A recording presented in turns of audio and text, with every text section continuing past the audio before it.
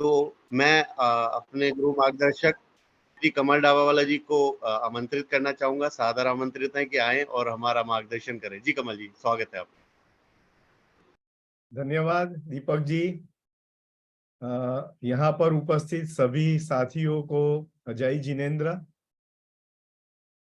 GSS द्वारा आयोजित गोष्ठी का कार्यक्रम हर बार कुछ नया लेकर आता है, उसमें कुछ नवीन प्रयोग किए जाते हैं और इसी श्रृंखला में आज का गोष्ठी एक विशेष गोष्ठी होने वाला है।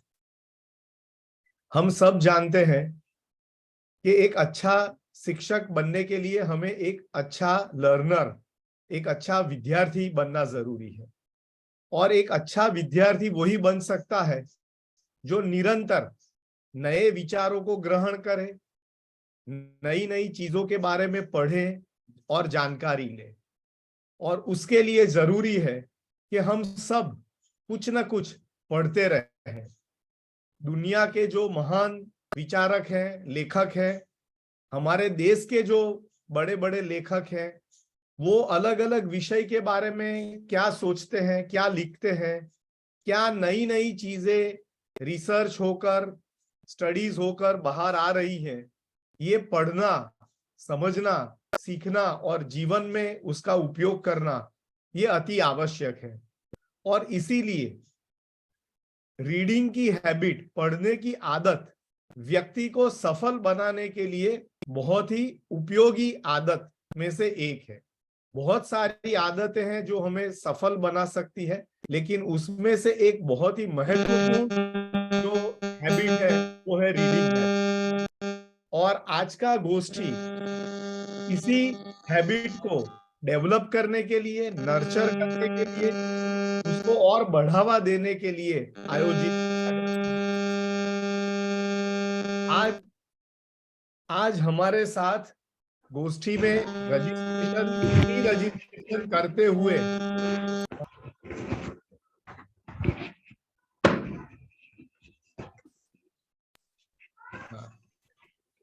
आज की गोष्ठी में प्री रजिस्ट्रेशन करते हुए 16 साथियों ने अपना रजिस्ट्रेशन करवाया था और उन्होंने कोई एक किताब, कोई एक पुस्तक को पढ़ा, उसके बारे में उन्होंने अपने नोट्स बनाए, वो समरी नोट्स जेएसएस को सबमिट भी किए हैं।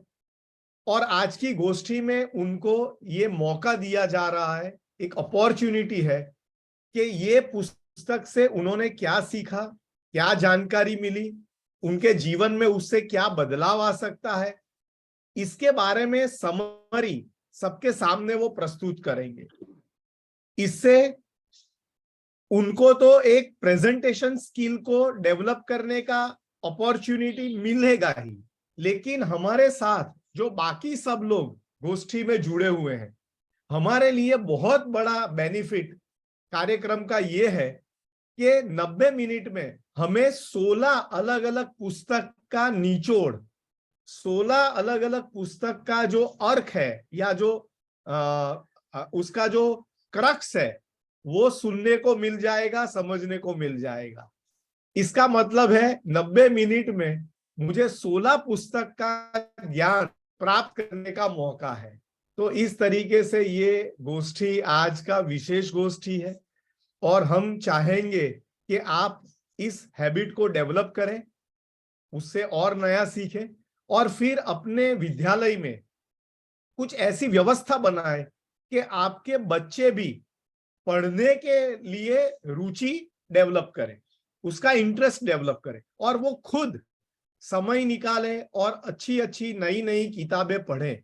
और उसके लिए स्कूल के माध्यम से जो भी व्यवस्था हम बना सकते हैं, बुक बैंक बना सकते हैं, बुक लाइब्रेरी बना सकते हैं, और वो बुक बैंक और लाइब्रेरी का किस तरीके से ज्यादा से ज्यादा करें, व्यवस्था हम बनाए, तो मुझे लगता है कि हम एक के रूप में एक बहुत अच्छा कंट्रीब्यूशन दे पाएंगे।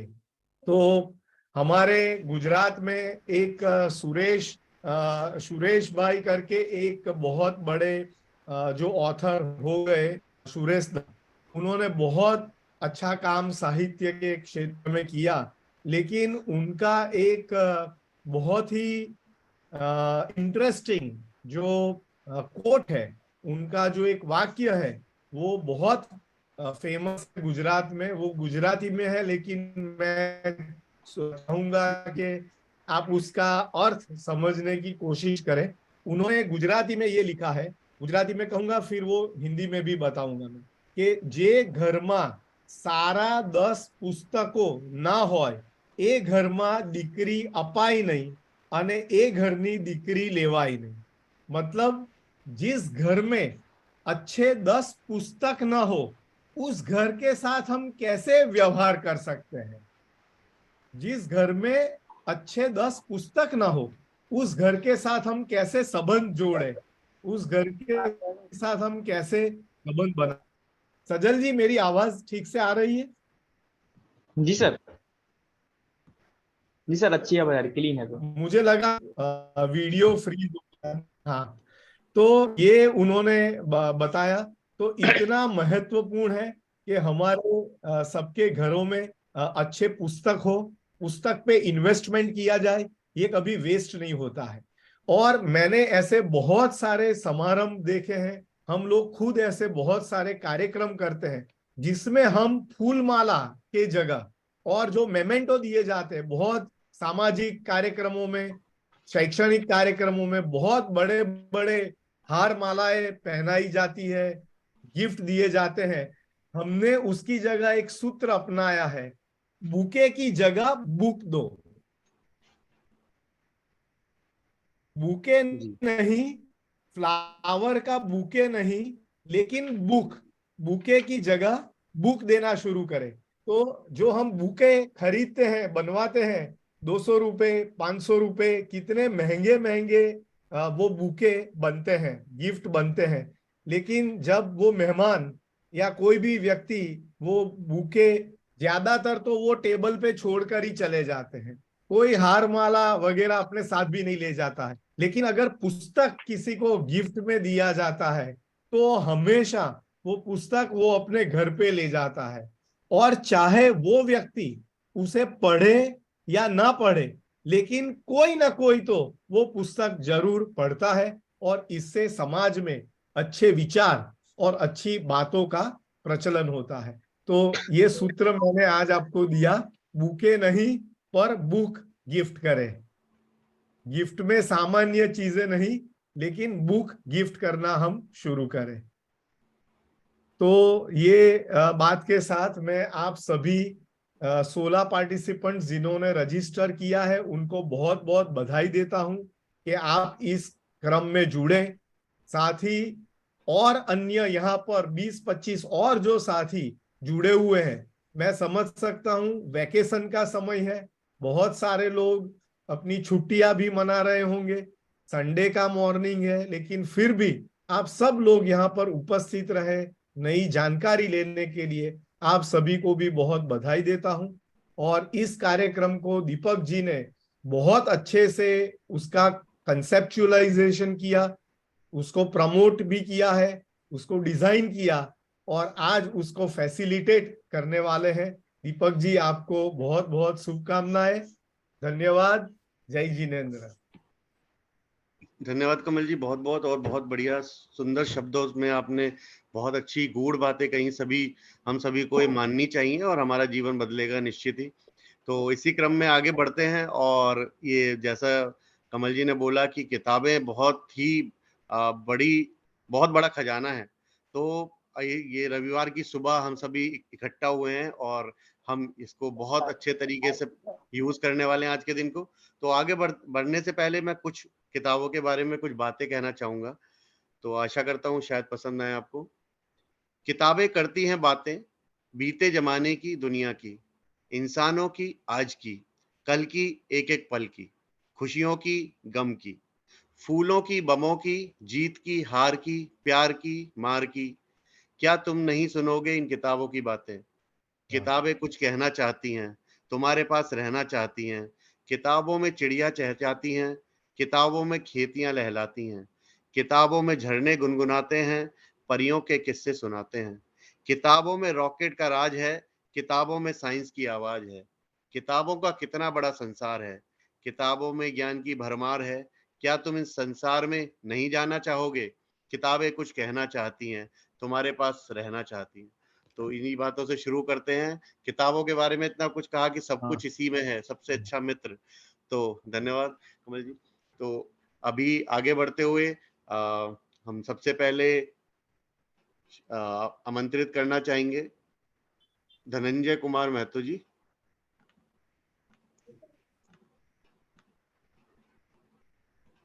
जी धनंजय जी, मधुबन से पारस टू ग्रुप, व्यक्तिगत परिवर्तन के सशक्त सबक, good to get the boy chance. जी धनंजय जी, आप हैं, मैं सुन पा रहे हैं? ज्वाइन नहीं किए हैं सब। नहीं, अभी थे हमारे साथ। चलिए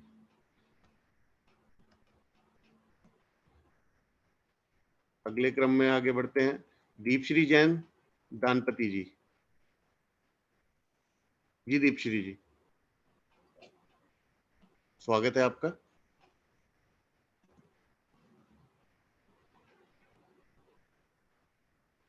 वो भी सर ज्वाइन नहीं किए। ओके, रूपा कुमारी जी।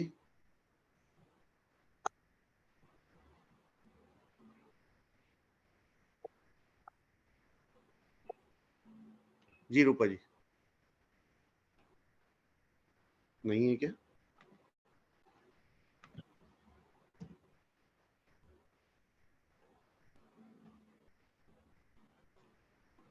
चलिए आगे बढ़ते हैं। अगम जैन। ज्वाइन नहीं किए सर, आगम जी भी ज्वाइन नहीं किए हैं। सरिता राज जी। ललिता सिंहपुर।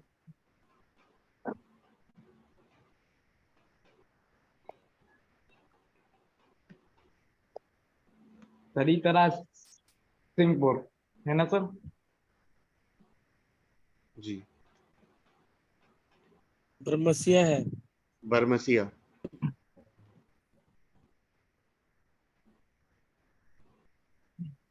मीना देवी जी मधुबन, बेड़ी मधुबन, मधुबन। जी मीना देवी जी, आप हैं? मीना देवी जी तो हैं। मीना देवी जी, स्वागत है आपका। बेड़ी, आपकी पुस्तक है हिंदी, हजारी प्रसाद द्विवेदी। सर। जी आपने वीडियो ऑन कर लीजिए मीना जी। जी स्वागत है आपका। जी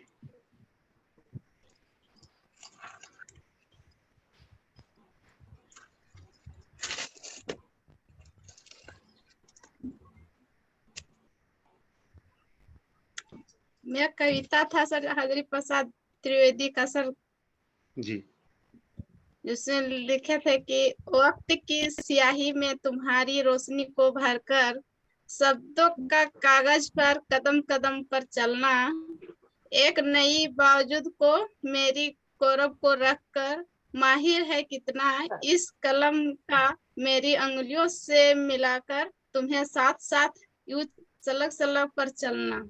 यही मेरा कविता था सर हजारी प्रसाद त्रिवेदी का। जी मीना जी, तो इसमें हमें क्या सीख मिल रही है? हम क्या करेंगे जीवन में इस कविता को पढ़ने के बाद? कुछ इसमें बताना सीख यही है चाहेंगे? सर कि हम अगर एक कलम से ही तो कलम का अगर हम उसको सभी इज्जत प्रतिष्ठा करेंगे तो ये कलम में हमको बहुत आगे तक पहुंचा सकती है और अपना विचार को भी बदल सकता है। यही इसका। मीना जी, आपको बहुत हाँ बधाई, आपने ये कविता प्रस्तुत की। लेकिन हम ये भी जानना चाहते हैं कि आपको पुस्तक का पढ़ने का शौक या रुचि कैसे हुई, और आप जहाँ रहती है वहाँ क्या कुछ पुस्तकालय लाइब्रेरी वगैरह उपस्थित है? आप किस तरीके से किताब प्राप्त करती है, कितनी कठिनाई होती है, वो भी बताइए, हमें बहुत अच्छा लगेगा।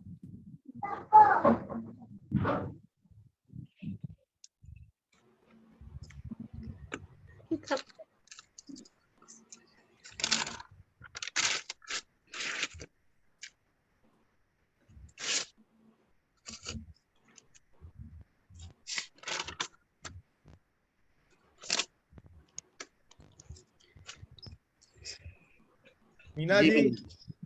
हाँ सर।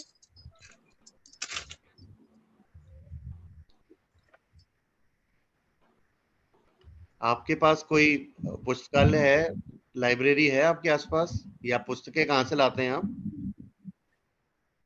मधुबन से या पीटन से सब लाते हैं दुकान से सर। कितना दूर है आपके यहाँ से? यहाँ से कम 8 किलोमीटर मेरा घर से। बहुत बढ़िया, वाह, बहुत बढ़िया। तो ये कितनी बड़ी बात है। हम सब आपको अभिनंदन देते हैं। एक किताब के लिए आप 8 किलोमीटर तक जाना, किताब लेना, उसको पढ़ना, ये बहुत अच्छी बात है। बहुत बढ़िया, हमें बहुत ही प्रेरणा मिलती है ये सब जानकारी जब हमें मिलती है तो। हाँ जी दीपक जी प्लीज। जी जी धन्यवाद। बहुत बहुत बढ़िया मीना जी, और ऐसे ही आप और लोगों को भी प्रेरित कीजिए, मोटिवेट कीजिए कि वो भी पुस्तकें लें और पढ़ें।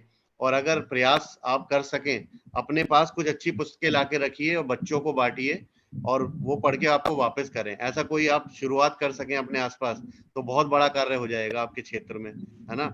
अगर आप 10 पुस्तकें भी लाते हैं और बच्चों को रोज पढ़ने के लिए देते हैं, वो वापस देंगे आपको, फिर और बच्चों को दीजिए। तो उससे क्या है ना कि बच्चों में भावना बढ़ेगी पढ़ने की, और आपका भी कार्य बनेगा। जी, ऐसा आप प्रयास कर यस सकते हैं। जी, बहुत बहुत बढ़िया यस। मीना जी। आगे बढ़ते हैं इसी क्रम में। संकल्प जैन जी हैं हमारे साथ।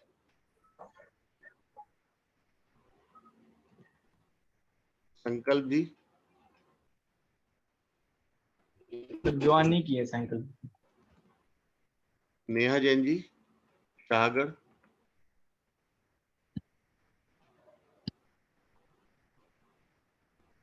नेहा जी आप हैं? नहीं सर, वो भी ज्वाइन नहीं किए। निशा कुमारी जी।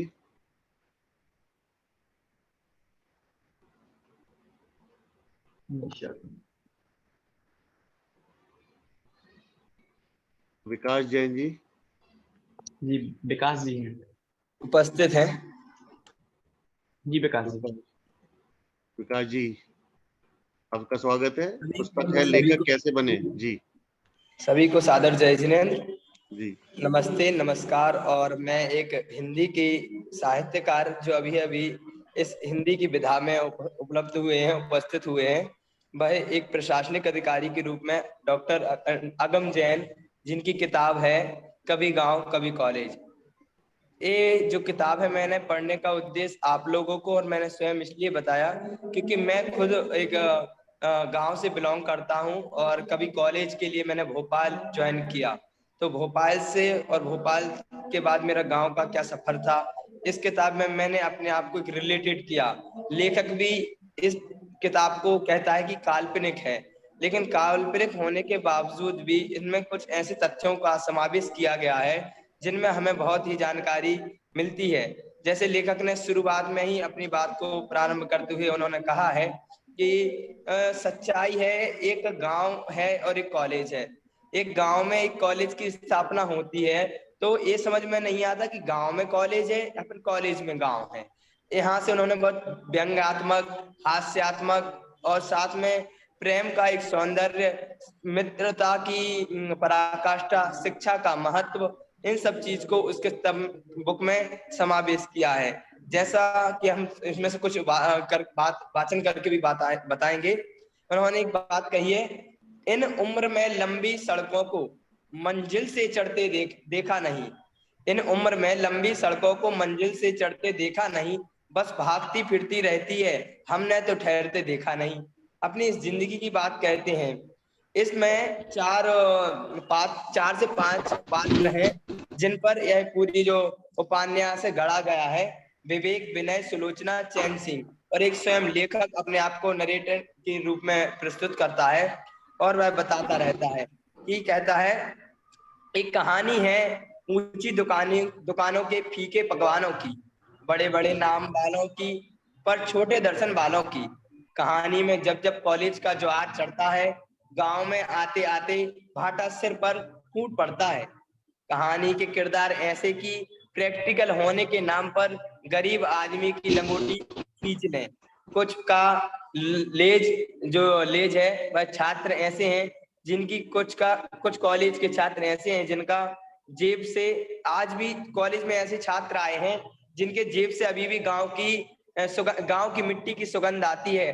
वो यह बताना चाहते हैं कि उनके गांव का भी रंग उतरा नहीं है और फिर भी वो कॉलेज में अपनी इस पाश्चात्य संस्कृति या फिर पाश्चात्य इंग्लिश की जो शिक्षा को ग्रहण करने के लिए वो आगे आए हैं। और उसमें ये कहा है कि अच्छे शहरों की परवरिश से आकर इस खोखली दुनिया में खोखली यानी ओखली में अपना सिर मार दिया है।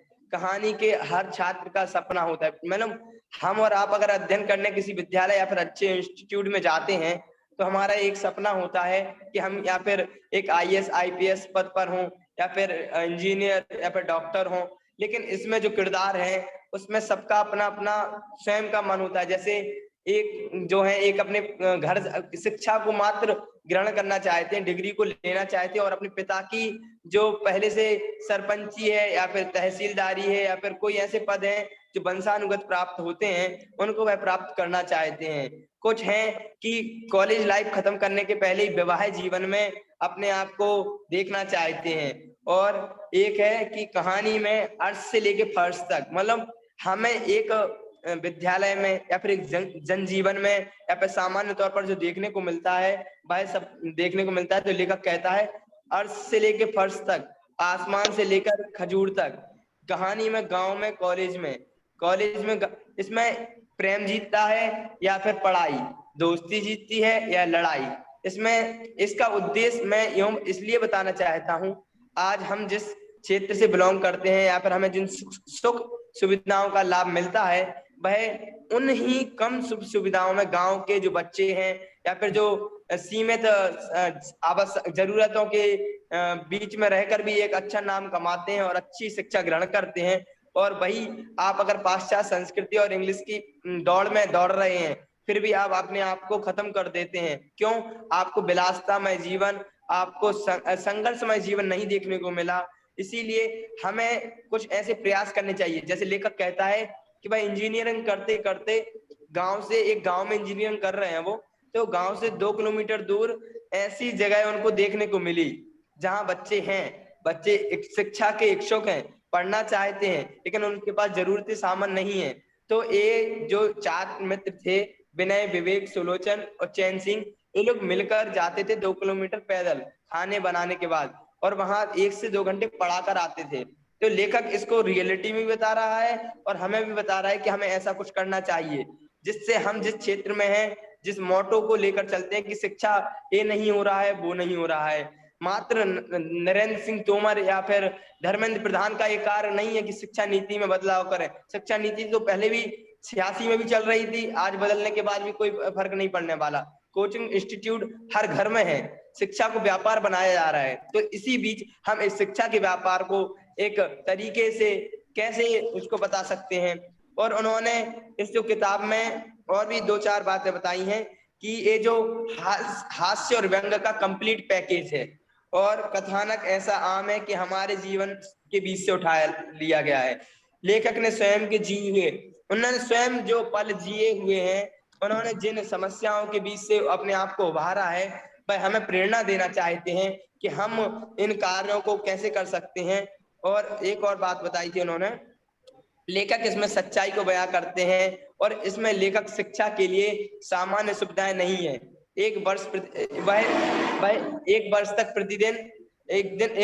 प्रतिदिन शिक्षण कार्य कराते थे और इसी समय लेखक का विचार उत्पन्न हुआ कि उच्च पद पर, मालूम वो प्रशासनिक अधिकारी बनने का उनका एक उद्देश्य है कि अगर हम उनका सोशल मीडिया अकाउंट देखते हैं, अंदर आ जाने दो, सोशल मीडिया अकाउंट देखते हैं तो ये देखते हैं आप अगर उनका अगम जैन IPS नाम से अभी फर्स्ट बार में इन्होंने क्वालिफाई किया, तो उन्होंने सिर्फ एक इंग्लिश में बुक लिखी है और एक मात्र उनकी पहली हिंदी बुक है UPSC डिकोड, UPSC को कैसे करें, और एक है कभी गांव कभी कॉलेज। जैसे नाम आपने देख लिया, कभी व्यक्ति गांव की ओर अग्रसर होता है, कभी कॉलेज की ओर। तो हमें शिक्षा के प्रति और हमें अपनी कर्तव्यों के प्रति और हम जिस फील्ड में कार्य कर रहे हैं, हमें अपनी स्थिति परिस्थिति के अनुकूल ऐसे कुछ कार्य करने चाहिए, हमें प्रोत्साहन करना चाहिए। इसीलिए आज हम लेकर आए थे अगम जी की जो किताब है, कभी गांव कभी कॉलेज। मैं विकास जैन आपके साथ इसी बात के साथ मैं विराम लेता हूं। सभी को नमस्कार, जय जैन,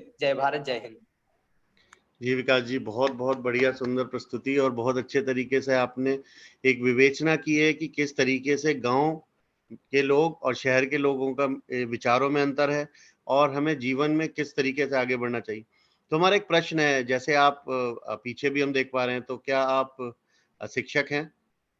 मैं अभी ग्रेजुएशन मेरा कंप्लीट हो गया है और मैं बीएड शिक्षा शास्त्री करने के लिए अभी तैयार हूं। तो मैं अभी उसके लिए तैयारी कर रहा हूं, एंट्रेंस एग्जाम। तो मैं, हाँ, शिक्षक मेरा एक मन है, और मेरा मन क्या है, मेरी हॉबी है पढ़ाना। इसीलिए मैं इसके लिए सतत प्रयास करता हूं कि बच्चे मेरे लिए बहुत बढ़िया, मेरे पास आए, मैं अपनी नई नई टेक्निकों से उन्हें पढ़ाने का प्रयास करूं। बहुत सुंदर, बहुत सुंदर। ऐसे ही कार्यों से अपने क्षेत्र में हम अपने क्षेत्र के बच्चों को आगे बढ़ा सकते हैं। तो इस पुस्तक के माध्यम से जो आपने सीखा, उसको कैसे प्रयोग करेंगे समाज के जैसे लिए, अपने छात्रों के जैसे लिए? आज हम हैं, जैसे अभी आप इसके पहले जो भी किताब के बता रहे थे कि हम 8 किलोमीटर दूर मधुबन से कोई भी किताब लाते हैं, तो अगर आप इच्छुक हैं और पढ़ाना चाहते हैं तो आपको ज्यादा दूर जाने की जरूरत नहीं है कि अब इन भोपाल में जाके मैं इंस्टीट्यूट खोल के इंस्टीट्यूट में ही अपनी बात रखूं। क्योंकि आपका अगर मन है तो आप छोटे से क्षेत्र में रहकर छोटी सी कक्षाओं के माध्यम से पहले धीरे धीरे ऑफलाइन आप 2-4 बच्चों को प्रेरणा करेंगे, वह आपकी बात को मानेंगे, और उससे जो पैसे में कमी, जो उनके पास आर्थिक रूप से कमजोर हैं, जो एक किताब लेने में सक्षम नहीं है, तो आप ब्लैक बोर्ड के माध्यम से एक चैप्टर को थोड़ा थोड़ा उनको पढ़ा सकते हैं। तो मतलब ऐसा है कि हम जितनी सुविधाओं को, हम जैसे हमें एसी भी चाहिए, कूलर भी चाहिए, खाने को बहुत अच्छा 5 स्टार होटल चाहिए, तो ऐसे भी कुछ बच्चे हैं जिनको हम स्वयं अपने तरीके जितना भी हमसे हो सके उनके लिए हम कॉपी किताब प्रोवाइड कर सकते हैं।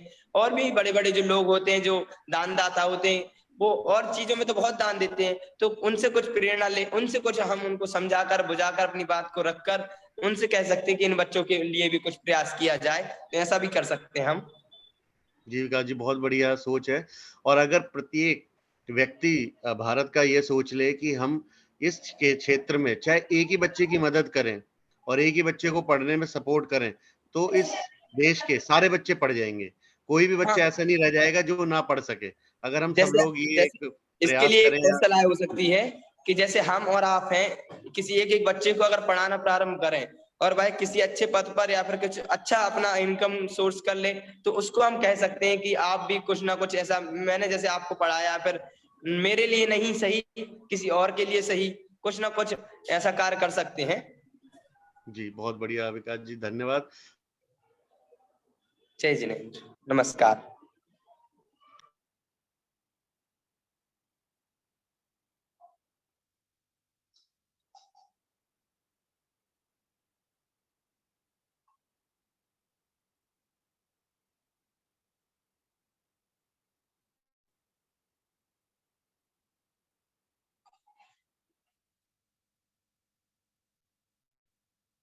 दीपक जी,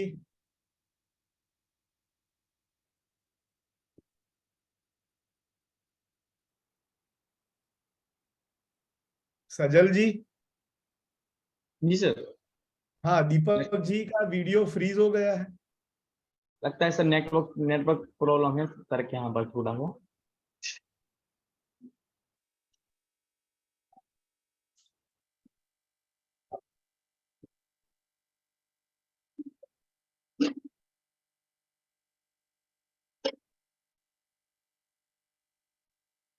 आई थिंक वो डिस्कनेक्ट हो गए हैं।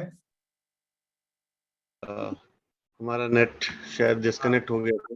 हाँ हाँ जी सर। दीपक जी, जी, आपका। हाँ, जी ऐसे ही प्रेरणा स्रोत बनते रहिए क्षेत्र में, और आगे बढ़ते रहिए और आगे बढ़ाते रहिए, आने वाले समाज के लिए कार्य करते रहिए। जी आगे बढ़ते हैं इसी क्रम में।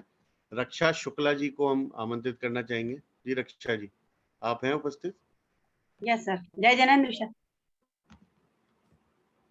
जी, आपकी पुस्तक है लोक व्यवहार, डेल जी कार्नेगी। जी बहुत जी, बढ़िया, सेल्फी देने के लिए आपका धन्यवाद। जी रक्षा जी। जय जैनेन्द्र सर।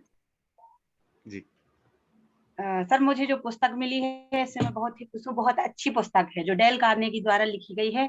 यह लोक व्यवहार से आधारित है। मतलब ये हमें सिखाती है कि हमें लोगों के प्रति क्या व्यवहार रखना चाहिए, अपने फैमिली के प्रति, अपने समाज के प्रति, अपने क्षेत्र के जो आसपास के क्षेत्र हैं, आपने जहां भी हम जाते हैं वहां पर हमें क्या व्यवहार रखना चाहिए। तो इससे हमने बहुत ही कुछ सीखा है, पूरा तो नहीं पढ़ पाए हैं।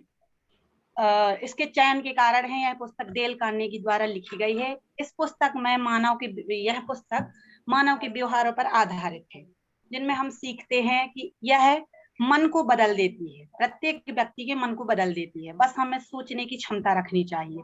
मतलब ऐसे कि अगर हम कोई काम करते हैं तो उसमें हमें 2 मिनट सोच लेना चाहिए, तो उससे हमारा जो काम होता है वो सही भी हो जाता है और हमें उससे कुछ सीख भी मिलती है। इसके हर एक चैप्टर में ऐसा है कि अगर हम एक पढ़ें तो उसके आगे को पढ़ने के लिए हमें ये प्रेरित करती है। मतलब हमें ऐसा लगता है कि इसको हमें पूरा पढ़ लेना चाहिए एक ही साथ, लेकिन एक साथ पढ़ने में जो मजा नहीं है, जो बार बार ऐसे पढ़ने में है, रुक रुक के थोड़ा समझ के पढ़ने में। इस पुस्तक के मुख्य बिंदु है जो हमने सीखे हैं, इसमें बहुत सारे तथ्य हैं, लेकिन जो 8 हैं वो मेन है इसमें। सबसे पहले तो क्या है, लोकप्रियता बढ़ाना। लोगों में लोकप्रियता ऐसे बढ़ाना कि मतलब उनको अपने आप को प्रदर्शित करना लोगों के सामने, कि हम किस तरीके से लोगों को प्रसन्न रख सकते हैं, उनके सामने अपनी बात रख सकते हैं, क्या कर सकते हैं ऐसा कि लोग हमारे प्रति आकर्षित हों। दूसरी है अपनी बात मनवाना। तो अपनी बात हम ऐसे तो नहीं मनवा सकते कि किसी को मतलब कुछ ऐसा करें कि उसको माननी पड़े। हमें उन्हीं की बातों से, उन्हीं के तरीके से उनको समझाना होगा कि ये हमारी बात को माने। इसके बाद अगली है इसकी अपनी ओर आकर्षित करना। तो हम कुछ ऐसा करें कि लोग हमारे प्रति आकर्षित हो। अब जरूरी नहीं है कि हम अपनी उसमें प्रशंसा करवाएं या कुछ करें, हम लोगों दूसरों की प्रशंसा करें, तब लोग हमारे प्रति आकर्षित होंगे। क्योंकि ये समाज ऐसा है कि ये स्वार्थी होता है। मतलब अगर सामने वाले की करेंगे तभी लोग समझेंगे, अगर अपना अपना बताते रहेंगे तो उसमें कुछ नहीं होता है। अगला है संबंधों को मधुर बनाना। सबसे मेन टॉपिक, अगर हम अपने संबंध ही मधुर बनाते हैं तो लोग हमारे प्रति आकर्षित होते हैं और हमें समझने की कोशिश करते हैं कि इनकी बातों में क्या दम है, ये करना क्या चाहते हैं या कर क्या रहे हैं। अगर हम सोचते हैं कि अगर हम बोलेंगे बस करेंगे नहीं, तो लोग हमें यही कहेंगे कि वो तो बोलती बस रहते हैं। तो उसको हमें सोच समझ के करना भी और अपने संबंधों को मधुर बनाना है, ताकि लोग प्रेरित हों और अपने लिए भी यह सोचें कि हमें भी कुछ ऐसे करना है। अगला है इसका अच्छा वक्ता कैसे बने। अब ये तो हमें बहुत जरूरी है, क्योंकि ये समाज ऐसा है कि जहां पर हम बोल सकते हैं वहीं कुछ कर सकते हैं, क्योंकि बैठे बैठे कुछ होना नहीं। इसका एक और है उत्साह वर्धन। जो हमने सीखा है कि हमें किसी भी व्यक्ति की बात को सुनना है, ध्यान से सुनना है और उसका उत्साह बढ़ाना है। हमें उसके नेगेटिव वे को नहीं लेना है, हमें पॉजिटिव वे में सोच करके उसको आगे बढ़ाना, उसके लिए प्रेरित करना है। जैसे हमने इससे सीखा था कि हमें कोई भी काम करवाना है अगर व्यक्ति से, तो हमें उसको आदेश नहीं देना है, उससे प्रश्न पूछना है या उसको काम करने के लिए प्रेरित करना है उसी की बातों से, कि आप ऐसा कर सकते हैं, आपको करने में ऐसा जो भी है उससे हमें हमें ही प्रॉफिट मिलेगा, किसी दूसरे का कुछ नहीं होगा। इसमें है एक सच्ची बात और तारीफ और सच्ची प्रशंसा से बात शुरू करें। बिल्कुल सही बात। अगर हम लोगों से ऐसी बातें करेंगे जो उन्हें सुनने में अच्छी लगे, तभी हम आगे जाके अपनी बात को रख सकते हैं। नहीं तो इस समाज में आजकल का समय ऐसा चल रहा है कि लोग किसी का सुनते नहीं, क्योंकि टाइम नहीं होता है, वो तो अपने ही से रहता है। लोगों की गलतियां सीधे ना बताएं। बिल्कुल सही बात। अगर किसी की गलती है तो ऐसा नहीं है कि व्यक्ति जानबूझ के करता है, उससे गलती से ही गलती होती है। तो हमें उसको ऐसे सीधे ना बता के उससे घुमा फिरा के बतानी है, ताकि उसको भी समझ आए और उसको बुरा ना लगे। इसमें एक और दिया था कि किसी की आलोचना करने से पहले अपनी गलतियां बताएं। मतलब हम दूसरे को अगर कुछ समझा रहे हैं तो सबसे पहले हम अपने ही तरीके को बता दें उसके लिए कि हमने भी ऐसा किया था, ताकि वो ये ना सोचें कि ये हमें बस समझा रहे हैं, क्योंकि गलतियां तो सबसे होती हैं, इंसान है, गलती तो होती रहती है। अब इस पुस्तक से हमने बहुत ही कुछ सीखा। दोस्ताना तरीके से शुरुआत करें। बिल्कुल सही बात। अगर अपने से बड़ा है तो उसको रिस्पेक्ट देके कुछ ऐसा बोले, और अपने से छोटा है तो उसको आदर सम्मान से बात करें, ताकि लोग भी सोचें कि हाँ इनमें कुछ है, ये हमसे बोल पा रहे हैं या सीख पा रहे हैं, हमें सिखा पा रहे हैं। बिना सोचे समझे किसी को गलत ना कहें। बिल्कुल सही। अगर हमें किसी चीज का पता नहीं है, किसी बात का पता नहीं है, तो हम किसी को भी कुछ गलत नहीं ठहरा सकते हैं। क्यों? क्योंकि हमें पूरी बात पता नहीं होती उनकी। जब तक हम उस बात का पूरा निचोड़ नहीं निकाल लेते, तब तक हम किसी व्यक्ति को गलत साबित नहीं कर सकते। यह बहुत ही अच्छा इसका प्रसंग या टॉपिक है। इसके बाद एक फादर फारगेट की कहानी थी, जिनमें उनने पिता के रोल को निभाया था। तो वो क्या कर रहे थे, अपने बच्चे के साथ उसको डांटते जा रहे थे। एक दिन क्या हुआ, सुबह से उसको डांट लगानी शुरू की। वो उठा, उसने अपने डैडी को गुड मॉर्निंग बोला, लेकिन उनको तो गुस्सा आ ही रहा था, तो उन्होंने कुछ ना किया। अब इसके बाद जब वो डाइनिंग टेबल पर ब्रेकफास्ट के लिए आए, तो उन्होंने क्या किया, उन्होंने फिर बोला कुछ खाने के लिए, तो उसने बच्चे ने कुछ कर दिया था, ऐसे कुछ खा लिया था, और उसके बाद वहां पे सामान पड़ा था और कुछ छोड़ दिया था, आगे चला गया था। तो उनको फिर गुस्सा आया कि इसने ऐसा खाया है, कुछ नहीं है। इसके बाद वो स्कूल चला गया, स्कूल के लिए भी लेट हो गया, तब भी उन्हें गुस्सा आया।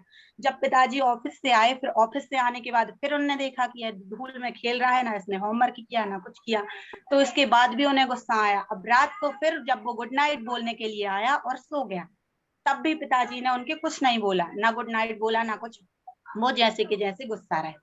फिर इसके बाद उन्होंने 1 मिनट सोचा और सीखा कि अगर हम कुछ शांति से इस बच्चे के लिए सोचें, क्योंकि ये तो अभी बच्चा है, हम तो बड़े हो गए और हमने भी कुछ ऐसा किया होगा, तब जाके उन्हें पिता का रोल समझ में आया और उनने उन बच्चे से क्षमा मांगी, जबकि वो सो रहा था, लेकिन वो बोल के इतना चले गए थे और उसको एक पत्र लिख गए थे। तो फादर फारगेट्स ने हमें पिता का रोल निभाना सिखाया। इसके बाद एक लिंकन की कहानी भी इसमें छोटी सी थी कि किसी दूसरे व्यक्ति को मान सम्मान को ठेस नहीं पहुंचाना है, उन्हें उन्हीं के तरीके से उनको बदल देना है, ताकि उन्हें भी ना लगे कि हम इसमें कुछ उनके लिए कर पाए हैं, और वो सही हो जाए तब उन्हें समझ में आए कि हमने कुछ किया है। इसके बाद हमने इसमें बहुत सारे बिंदु जो थे, यह बहुत अच्छी पुस्तक है जो हमारे फैमिली से तो बहुत ही रिलेटेड हुई है। इसमें बताया था कि अगर शहद इकट्ठी करनी है तो मधुमक्खी के छत्ते को लात ना मारे। बिल्कुल सही बात। अगर अपन को कुछ करना है तो हमें एक साथ संबंध बना के रखना है, एक साथ समाज में रखना है, सबके साथ रहना है, तभी हम जाके आगे कुछ कर सकते हैं। और दूसरी बात की बहस लड़ाने से कुछ फायदा नहीं। बिल्कुल सही बात। अगर हम किसी से कुछ बोलें या हमसे कोई व्यक्ति बोलता है, तो अगर हम 1 मिनट के लिए शांत रह जाएंगे तो बहुत ही अच्छी इसमें हमें सीख मिलेगी। या तो सामने वाला बोलते बोलते शांत हो जाएगा, या फिर कुछ सोचेगा कि ये क्यों शांत है, कुछ भी, तो हमें इसमें फायदा भी होता है, क्योंकि बहस करने से कुछ भी फायदा नहीं है। यह बहुत ही प्यारी पुस्तक है, जिसमें अब हम विद्यालय के छात्रों को यही सब सिखाएंगे कि हमें अपने हमें अपने व्यवहार किस तरह से रखना चाहिए, ताकि व्यक्ति हमसे प्रेरित हों, हमसे जो कुछ सीख रहे हैं वो और आगे सीखें। यह पुस्तक डेल कार्नेगी की बहुत सी कहानियों को प्रदर्शित करती है, जिससे हम बहुत कुछ सीख सकते हैं, और हमने सीखा भी है। मतलब आज के 15 दिन पहले जब से ये पढ़ना शुरू किया है, तब से हमें बहुत सारे तथ्य मिले हैं, जिनको हमने पढ़ा है और अपने जीवन में भी उतारा है। हम चाहते हैं कि यह ज्ञान हम सबको दें, अपने स्कूल के बच्चों को तो दें ही दें, और बड़े जो हैं उनको भी हम घर में बात बताते रहते हैं कि इससे क्या फायदा है, क्या हमने सीखा है। बहुत प्यारी पुस्तक है सर, धन्यवाद जो हमारी हमें मेहनत से मिली है। बहुत बढ़िया सुंदर प्रस्तुति आपकी रक्षा जी। और ये बहुत ही सुंदर बात है कि ये आपने एक्चुअली आपको अवार्ड मिला था, रिवॉर्ड मिला था, और उसका भी आपने सदुपयोग किया है। इसको बहुत अच्छे सुंदर तरीके से पढ़ा आपने। और लोक व्यवहार मतलब एक दूसरे की बातों को समझना, अपनी बात को किस तरीके से प्रस्तुत करना है, वो हमें सीखना होगा। अगर हमें कोई बात मनवानी है तो हमें अपने तथ्य भी रखने होंगे, और रिलेशनशिप कैसे इम्प्रूव करनी है, मजबूत करनी है, और बच्चों के साथ बहुत अच्छे तरीके से व्यवहार बनाना है। तो कुछ ऐसी ही चीजें रक्षा जी हम उम्मीद करेंगे आप बच्चों के साथ करेंगे स्कूल में, और उनको कुछ बुक्स भी देंगे, पढ़ने के लिए प्रेरित भी करेंगे, और उनको भी उनके अंदर भावना जागृत करेंगे कि नई नई पुस्तकें पढ़ें, और ऐसे ही प्रचार होता है चीजों का। बहुत बहुत धन्यवाद जी। इसी क्रम में आगे बढ़ते हुए हम आमंत्रित करेंगे दीपश्री जैन जी को। जी दीपश्री जी, स्वागत है आपका।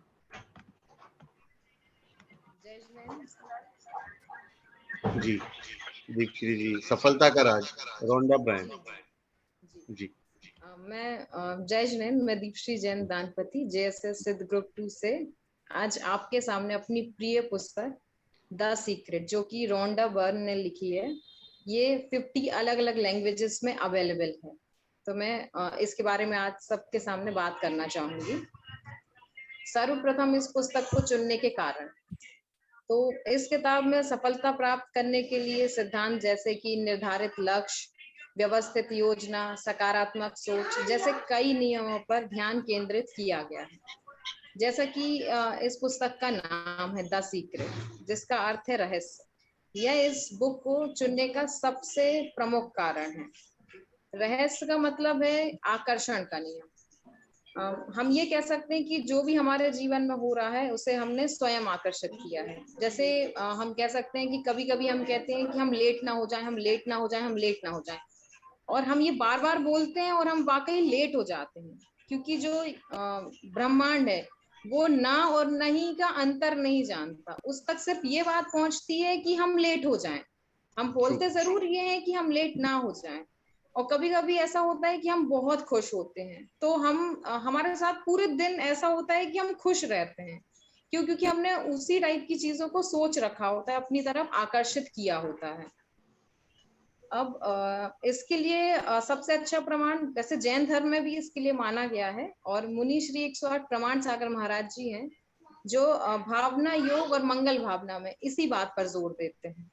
वो हमेशा ये कहते हैं कि जब भी आपके साथ कुछ बुरा हो तो आप ये कहिए कि सब ठीक हो जाएगा, बस थोड़े वक्त की बात है, सब ठीक हो जाएगा। तो इससे हम एक पॉजिटिव एनर्जी अपने से छोड़ते हैं, जो कि यूनिवर्स में जाती है और लौट तक हमारे पास सब कुछ अच्छा होने लग जाता है एक समय के साथ। अब इस पुस्तक से प्राप्त सीख के मुख्य बिंदु तो विचार वस्तु बन जाते हैं। मतलब हम ऐसा कह सकते हैं कि जो हम सोच रहे हैं वो हमारे साथ होने लग जाता है। फिर अब हम जैसा महसूस कर रहे होते हैं, हम उससे ये पता लगा सकते हैं कि हम अच्छा महसूस कर रहे हैं या बुरा। तो हम अपने आप को ये पहचान सकते हैं कि अगर हम बुरा महसूस कर रहे हैं तो हम उस विचार को वहीं रोक दें और अच्छे विचारों को ब्रह्मांड में भेजें, जिससे हमारे साथ अच्छी चीजें हों। अब हम जो भी चाहे पा सकते हैं, चाहे वो कितना भी बड़ा क्यों ना हो, क्योंकि हम सब में एक सी काबिलियत होती है। सिर्फ अंतर क्या होता है कि हम उस दिशा में नहीं सोचते जो हमें चाहिए, बल्कि हम ये सोचने लगते हैं, जरा सी ही रुकावट आती है और हम घबरा जाते हैं, नहीं मैं नहीं कर पाऊंगी, मैं नहीं कर पाऊंगी। बल्कि हमें हमेशा ये बोलना चाहिए, नहीं मैं ये पा सकती हूँ, नहीं ये मेरा हो सकता है। फिर इसके बाद जो प्रेम है उससे बड़ी कोई भी शक्ति नहीं होती। आप प्रेम के बल पर किसी को भी अपना बना सकते हैं, और प्रेम से आप किसी को भी आकर्षित कर सकते हैं, चाहे वो कुछ भी क्यों ना हो। अब मैं बात करना चाहूंगी पुस्तक से प्राप्त सीख को मैंने अपने जीवन में कैसे उपयोग में लाया है, या मैं लाने वाली हूँ। बेसिकली तो मैं कहूंगी कि ये किताब मैं बहुत लंबे टाइम से पढ़ रही हूँ, कॉलेज टाइम से मैंने ये किताब पढ़ रखी है। तो मैं जब भी कुछ नेगेटिव सोचती हूँ तो मैं इस बुक को दोबारा उठा के पढ़ने लग जाती हूँ। तो मैंने अपने विचारों में फिल्टर, या ये कह सकते हैं कि ये देखना शुरू किया है कि वो अच्छे हैं या बुरे हैं। अगर वो बुरे हैं या नकारात्मक है तो मैं उनको वहीं रोकने का प्रयास करती हूँ कि ये चीज जैसे मुझे बुरा लग रहा है, तो अब मैं ये नहीं सोचूंगी अरे यार मेरे साथ ये भी हो गया, मेरे साथ वो भी हो गया, उसने मेरे साथ ऐसा कर दिया। मैं कोशिश करती हूँ नहीं, अब नहीं सोचना, ये रुक जाते हैं, कुछ अच्छा देखते हैं, कुछ अच्छा सुनते हैं। फिर मैं कृतज्ञता, जो कि इसमें बहुत बड़ी बात है, या ये कह सकते हैं कि ये हर कोई जानता है कि हमें जो मिला है हमें उसके लिए कृतज्ञ होना चाहिए, धन्यवाद करना चाहिए ईश्वर का कि आज हमारे पास जो कुछ भी है। हम ये तो देख लेते हैं कि हमारे पास ये नहीं है, पर हम ये नहीं सोचते हैं कि हमारे पास ये सब कुछ है, जिसके लिए हम ईश्वर का धन्यवाद कर सकते हैं ताकि हमारे पास और अच्छी चीजें आए। तो मैं ये कह सकती हूँ कि मैं इस बात पर ज्यादा ध्यान देती हूँ कि मेरा ग्लास आधा भरा है, ना कि इस बात पर ध्यान देती हूँ कि मेरा ग्लास आधा खाली है। अब पुस्तक से मिली सीख को जीवन में बदलने में कैसे प्रयोग किया है, या मैं किसी और के लिए कैसे इस बारे में क्या कहूँ बता सकती हूँ। तो जब मैंने यह जाना कि प्रकृति हमारे नेगेटिव और पॉजिटिव विचारों में कोई अंतर नहीं करती है, तो क्यों ना मैं वो सोचूं जो मुझे चाहिए, बल्कि इसके जो मुझे नहीं चाहिए। जैसे मुझे चाहिए कि मेरा रिश्ता अच्छा हो, है ना, मेरा परिवार अच्छे से रहे, मेरे बच्चे अच्छे से पढ़े, ना कि मेरे बच्चे कुछ ना बने तो मैं उनसे ये बोलूं कि अरे तुम तो ऐसे ही हो, तुमसे कुछ नहीं होगा। बल्कि इसके मैं ये कह सकती हूँ कि नहीं बेटा, आपको तो सब कुछ बनता है, मैं जानती हूँ आप सब कर लोगे। तो मैं ये चीज अपने ऊपर, अपने बच्चों के ऊपर ये चीज बहुत ज्यादा लागू करने की कोशिश करती हूँ। फिर इसमें एक सबसे बड़ी सीख ये है कि आप दूसरों को खुश रखने से पहले स्वयं खुश रखना शुरू करें, क्योंकि अगर जब तक कोई चीज आपके पास होगी नहीं तो आप देंगे कैसे। अगर आपके पास खुद ही खुशी नहीं होगी तो आप कैसे किसी को खुश रख सकते हैं। तो औरों को देने से पहले आपको अपने पर ध्यान देना जरूरी है। मैं ये नहीं कह रही हूँ कि औरों पर ध्यान नहीं देना है, पर जब तक आपको खुद कोई चीज नहीं आएगी, जब तक मुझे पढ़ाना नहीं आएगा तो मैं किसी और को कैसे पढ़ा सकती हूँ। तो ये सब चीजें मुझे बहुत कुछ बोलना चाहती हूँ, पर समय इतना है कि मैं अपनी बात रख नहीं पा रही हूँ पूरा। जी जी, बहुत बढ़िया तरीके से रखी है आपने अपनी बात, बहुत सुंदर तरीके से। और कुछ पॉइंट है तो रख सकते हैं।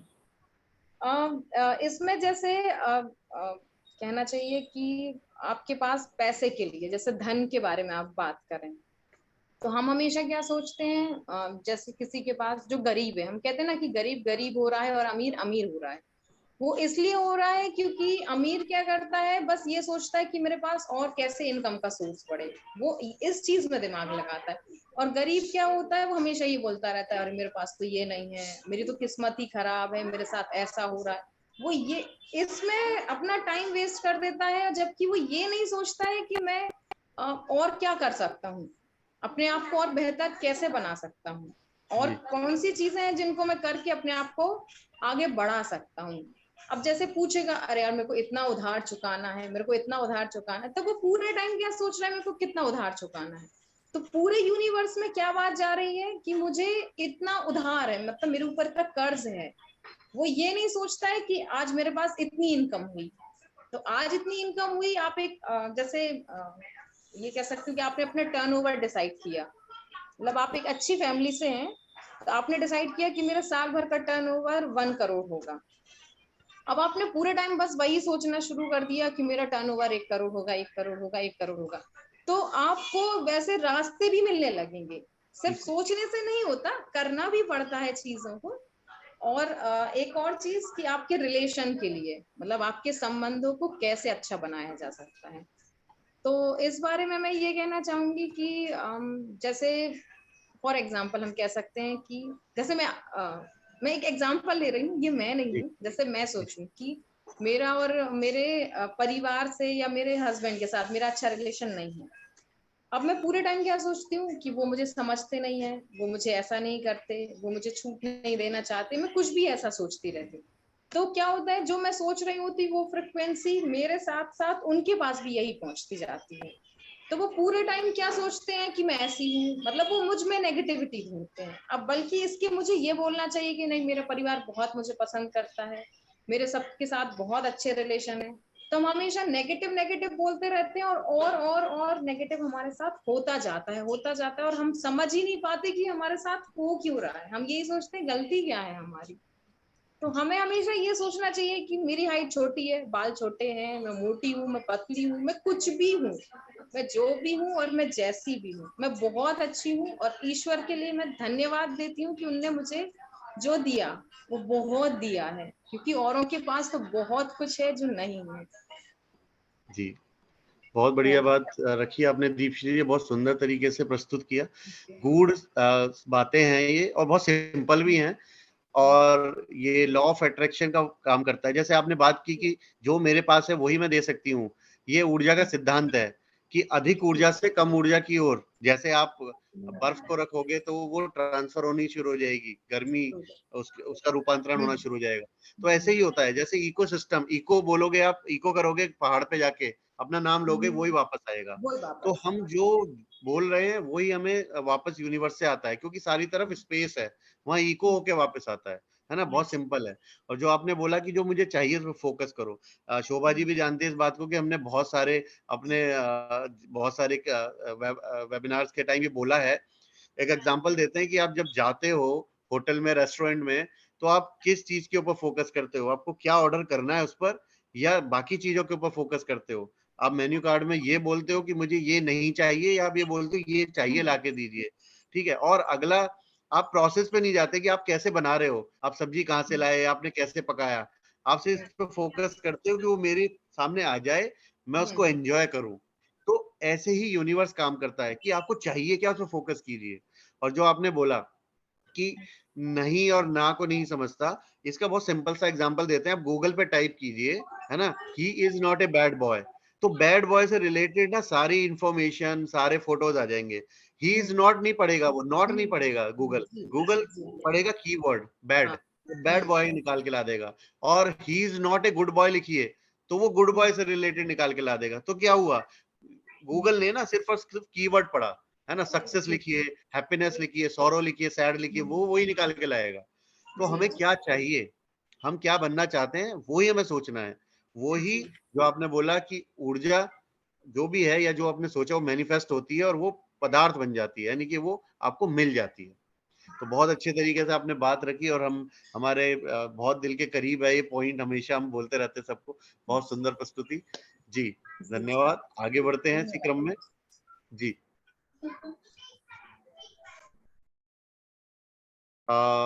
हमारे साथ सुनीता कुमारी जी हैं, पिपराडी। सुनीता जी नहीं सर, ज्वाइन नहीं किए। ललिता देवी, राहुल संदेलिया जी, हीरापुर।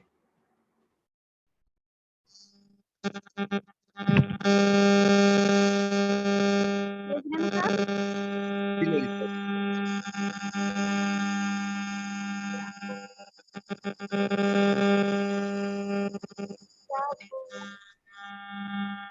ललिता जी, आप अपना कैमरा एडजस्ट कर लीजिए थोड़ा। ललिता देवी, पिपराडी है क्या हमारे साथ? नहीं सर, ज्वाइन नहीं किए। राहुल संदेलिया जी, हीरापुर। नीता देवी जी, पर्वतपुर। अभी कोई भी मित्र जिन्होंने पुस्तक भेजी, पुस्तक का सारांश भेजा है और वो अभी प्रस्तुति नहीं कर पाए तो बता सकते हैं। कोई ऐसे मित्र हमारे साथ बचे हैं जिन्होंने पुस्तक का सारांश भेजा है और अभी उनकी प्रस्तुति नहीं हुई है? कोई ऐसे मित्र जो किसी पुस्तक का सारांश अपनी प्रिय पुस्तक के विषय में बताना चाहें तो वो भी यहाँ आमंत्रित हैं, शेयर कर सकते हैं अपनी बात। जी, कोई भी मित्र?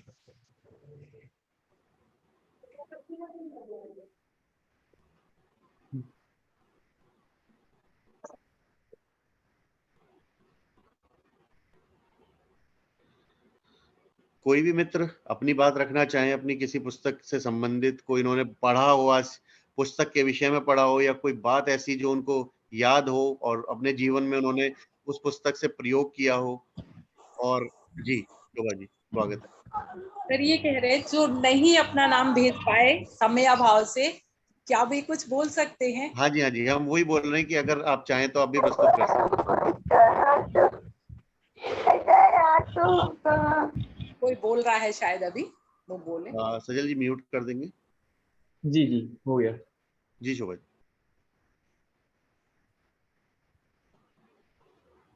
सभी को जय जिनेन्द्र जी सर, मैं ये कह रही हूँ कि अभी इन दिनों हमारे यहाँ अचानक शिविर लग गया और उसके पहले हमने क्लासें ज्वाइन कर ली।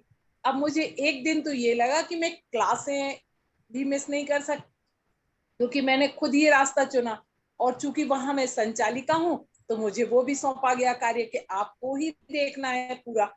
एक दिन तो मुझे लगा, फिर मैंने अपनी वो पुरानी डायरी उठाई आस्था वाली, तो मुझे फिर से ये लगा कि जो समय प्रबंधन हमने सीखा है और इतने दिन से कर रहे हैं उसको थोड़ा और महत्वपूर्ण तरीके से करें कि अब मुझे कैसे करना। सर पता 6 घंटे लगते थे, सुबह 3 घंटे, शाम को 3 घंटे, और दोनों क्लास के होमवर्क, और इतना कम समय रहता था, 2 दिन बाद वेबिनार, पर मेरा कुछ भी नहीं छूटा। कैसे हुआ मुझे नहीं मालूम, उसके जिम्मेवार आप हैं कि आपको मुझ पर इतना भरोसा था, आपने मुझे इतना सिखाया। मैं सबसे कहूंगी कि सभी ने ट्रेनिंग में जुड़ के समय प्रबंधन जरूर सीखा, तो जिसने सीख लिया वो अपने जीवन में कभी असफल हो ही नहीं सकता, क्योंकि यही सबसे बड़ी चीज। डिसिप्लिन तो हम दूसरे के डर से कर भी लेते, कोई हमें ना कहे भाई, हम अनुशासन और भी चीजें, लेकिन समय प्रबंधन हमारे खुद के ऊपर है और हमें उसे अपने हिसाब से मैनेज करके हर काम, इन 10 दिनों का शेड्यूल हम खुद सोच के कपड़ा करते कि हमने कैसे कर लिया। उसके लिए हम बहुत दिन कर नहीं पाए इस बार ज्वाइन, इसीलिए सभी को जय जिनेन्द्र और सभी से उत्तम क्षमा। जी शोभा जी, धन्यवाद याद दिलाने के लिए वापस। और तो समय प्रबंधन, समय एक ऐसी इकाई है जो हमेशा चलती रहती है, रुकती नहीं है, उसके साथ सामंजस्य बैठाकर हम अगर अपने जीवन में आगे बढ़ेंगे तो सफलता निश्चित है। तो अभी जब तक और मित्र अपना मन बना रहे हैं बातें करने का, तो हम एक पुस्तक है उसका कुछ सारांश आपके साथ साझा करना चाहेंगे। बहुत ही अच्छी पुस्तक है, सफलता के अनमोल रत्न। ठीक है, तो ये पुस्तक विजय बत्रा जी और प्रमोद बत्रा जी द्वारा लिखी गई है। ये पिता पुत्र हैं, तो एक पिता से पुत्र को क्या मिल सकता है, ये उसका आपके सामने एक एग्जाम्पल है। पिता भी एक सफल व्यक्ति हैं और पुत्र भी, उन्होंने अपने सारा ज्ञान, सारा चीजें, मार्गदर्शन अपने पुत्र को दिया और वो भी सफल व्यक्ति हैं। तो कुछ हमने उसमें से सारांश आपके लिए निकाला है, हम प्रस्तुत अवश्य करना चाहेंगे। और बहुत ही हमें हमारे मन के करीब है ये बातें और जीवन की राह दिखाने वाली हैं। तो सबसे पहले उन्होंने एक बात बोली है, एक छोटी सी कहानी है, लेकिन वो कहानी सुनाने का समय नहीं मिल पाएगा, तो उससे संबंधित क्या सीख मिलती है। सबसे बड़ी हानि आत्मविश्वास का खोना है। जीवन में सबसे बड़ी हानि है आत्मविश्वास का खोना। आत्मविश्वास मतलब खुद के ऊपर विश्वास, अपने ऊपर, अपनी काबिलियत के ऊपर, अपनी काबिलियत के ऊपर विश्वास होना, ये आत्मविश्वास होता है। हम क्या हैं, हम क्या कर सकते हैं, ये आत्मविश्वास है। इसका खोना सबसे बड़ी हानि है जीवन में। दूसरा इसमें मंत्र है, नहीं कहना सीखिए। नहीं कहने का मतलब ये नहीं कहना है कि हम काम नहीं करेंगे। नहीं कहने का मतलब होता है कि कब नहीं कहना है, किस कार्य को नहीं करने के लिए ना बोलना है, वो भी हमें सीखना होगा। जो धनुष मुश्किल से मुड़ते हैं वह स्वयं चटक कर टूट जाते हैं। जो धनुष मुश्किल से मुड़ते हैं, यानी कि जिनमें फ्लेक्सिबिलिटी नहीं होती जिस व्यक्ति के अंदर, जो व्यक्ति बहुत ज्यादा रिजिड होता है, यानी कि अकड़ में रहता है, या वो बदलना नहीं चाहता अपने आप को, या अपने जीवन में अपनी राह नहीं बदलना चाहता, वो सफल नहीं हो सकता, है ना। उसको कहीं ना कहीं मुसीबतों का सामना करना पड़ता है। तो जो धनुष मुश्किल से मुड़ते हैं वह स्वयं चटक कर टूट जाते हैं। तो अगर फ्लेक्सिबिलिटी रखेंगे जीवन में, अपने आप को, अपनी जो भी नई चीजें हमारे जीवन में आ रही हैं उनको आप स्वीकार करेंगे, उनके अनुसार अपने आप को बदलेंगे और अपने जीवन की राह को आगे समझेंगे कि मेरे को लक्ष्य को कैसे प्राप्त करना है, तो जीवन बहुत आसानी से आगे बढ़ेगा, जैसे आप सभी लोगों ने किया भी है। आप सभी लोग एक जेएसएस द्वारा दी गई एक सुंदर इस पहल में जुड़े, इस सुंदर कार्यक्रम में जुड़े, अपने आप को बदलने के लिए दिन प्रतिदिन कार्य कर रहे हैं। मैं वहां से देखता हूँ पारस विद्या योजना वाले सभी शिक्षकों को, प्रतिदिन योगा करते हैं, अपने फोटोज भेजते हैं, वीडियोस भेजते हैं, बहुत ही सुंदर कार्य है। और एक बहुत सुंदर कार्य उन लोगों ने किया भी है, बच्चों को भी सिखा रहे हैं, बच्चे भी योगा कर रहे हैं और फोटो भेजे, वीडियो भेज रहे हैं। तो देखिए ना, शुरुआत कहाँ से हुई, एक शिक्षक ने शुरू किया, फिर अब बच्चे भी कर रहे हैं। तो हो सकता है बच्चों के साथ देखकर उनके परिवार वाले भी करें, उनके परिवार वालों को देखकर हो सकता है उनके मोहल्ले वाले भी करना शुरू कर दें। तो एक छोटी सी चिंगारी बहुत बड़ा रूप ले सकती है। तो हम ना सभी लोग उसके कैटलिस्ट हैं, प्रेरक हैं, है ना। जो चिंगारी जेएसएस द्वारा लगाई गई है शिक्षा के क्षेत्र में, अपने आप को बदलने के लिए, जीवन कौशल प्राप्त करने के लिए, ये छोटी छोटी बातें हैं जो हम आगे ले आ सकते हैं, समाज का रूप बदल सकते हैं। अगला उन्होंने बोला है, सफलता ने अनेक लोगों को असफल, निराश किया है। इसका क्या मतलब हुआ? सफलता ने अनेक लोगों को असफल किया है या निराश किया है, क्योंकि सफलता मिलने के बाद आप उसको कैसे हैंडल करते हो इंपॉर्टेंट है। अगर सफलता मिलने के बाद अगर वो आपके सिर पर चढ़ गई तो उसके बाद आप कहीं के नहीं रहते। सफलता मिलने के बाद सफल हो गए, उस सफलता को एंजॉय कीजिए और अगली सफलता के लिए तैयारी कीजिए।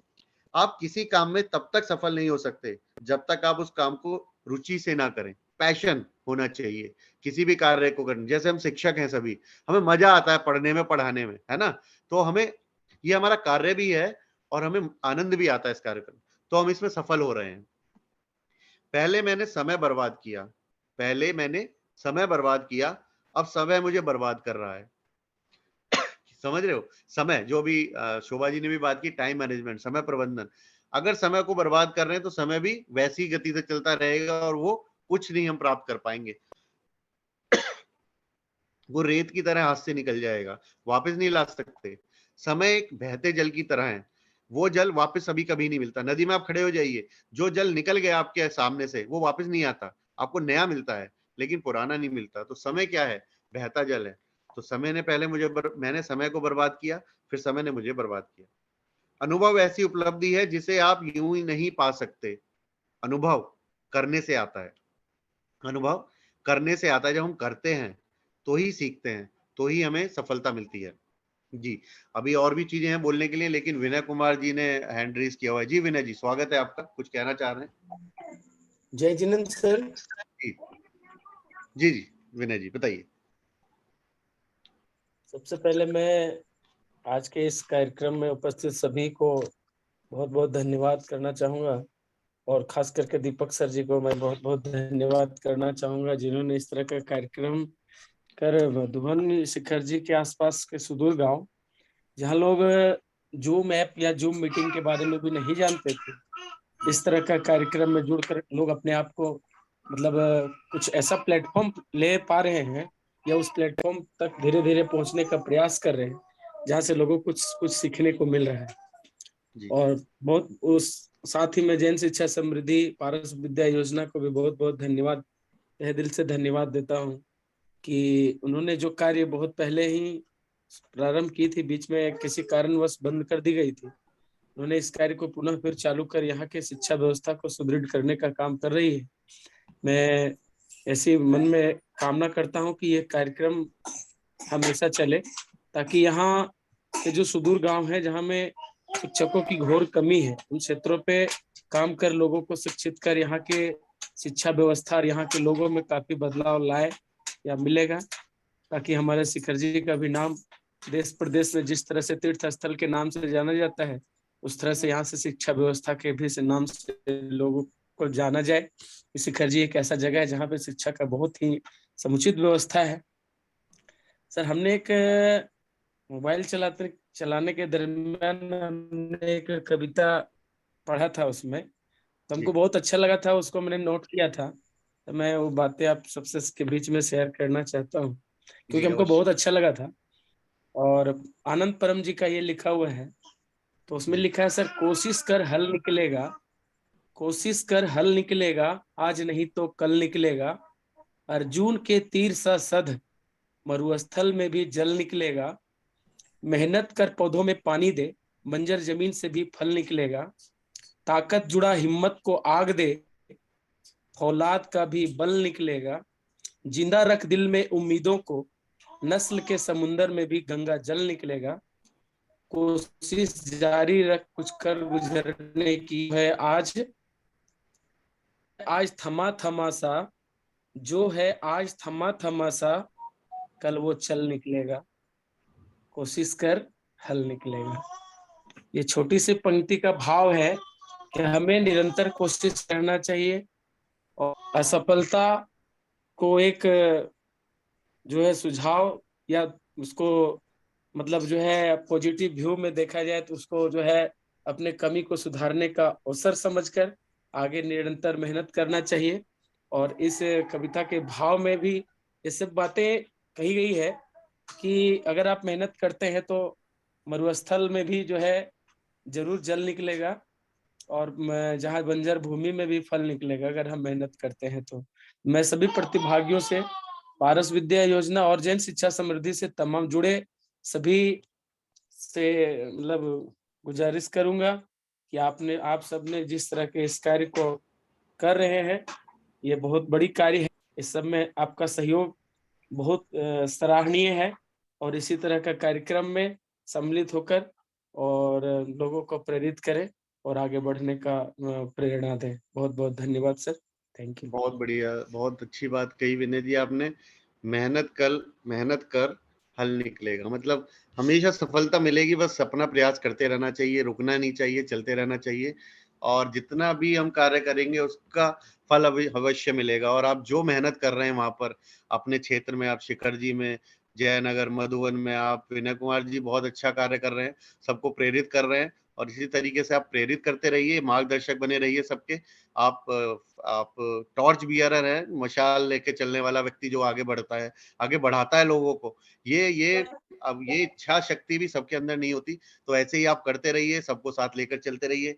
एक दिन आपकी सफलता निश्चित ही देश विदेश तक गूंजेगी कि हाँ, वहां भी एक ऐसे व्यक्ति हैं जो लोगों में शिक्षा का प्रचार प्रसार कर रहे हैं, बच्चों के लिए कार्य कर रहे हैं। बहुत बढ़िया विनय कुमार जी, आपके लिए बहुत बहुत बधाई। Thank you. जी सावित्री कुमारी जी भी हैं सिंगापुर से। जी सावित्री जी, स्वागत है आपका।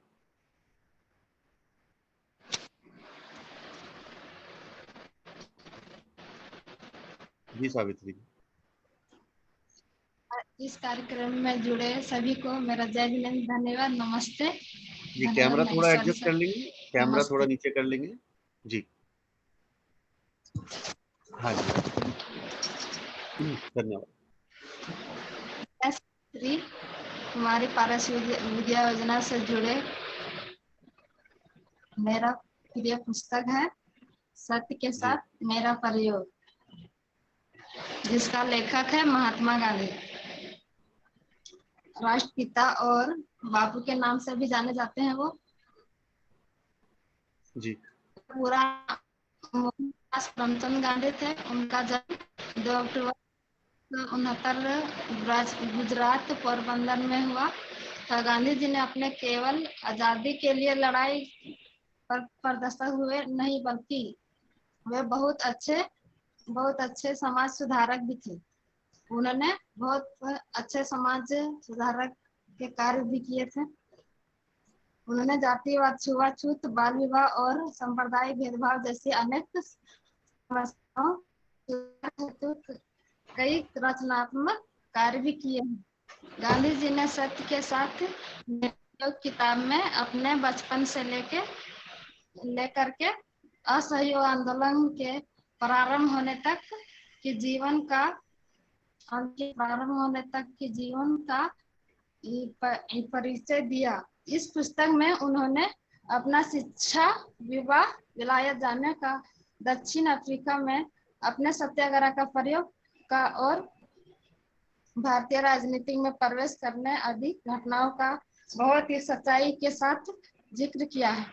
उन्होंने अपनी प्रारंभिक पढ़ाई के बारे में भी बताया है कि प्रारंभ में वे बहुत अच्छे विद्यार्थी नहीं माने जाते थे। वे बहुत ही साधारण विद्यार्थी माने जाते थे, लेकिन हाई स्कूल तक पहुंचते वे शिक्षकों के प्रिय हो गए। इस किताब में अपने विद्यार्थी जीवन में कई घटनाओं का जिक्र किया। गांधी जी ने कई बार गलत वैष्णव में भी पड़ गए, लेकिन अपने माता पिता का सीख और ईश्वर की कृपा से शीघ्र ही अपने गलती का एहसास हो गया और उन्होंने इन वैष्णव का त्याग कर दिया।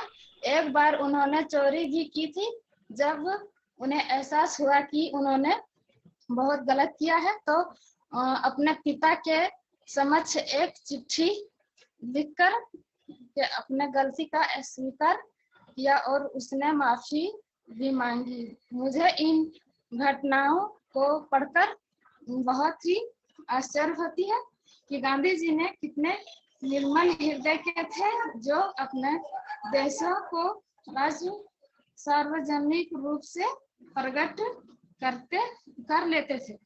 मैंने इन घटनाओं से एक चीज सीखी कि हम सबसे कुछ न कुछ गलतियां होती रहती है, लेकिन अवश्य गलती को स्वीकार करें और समय रहते उन्हें सुधार कर लें।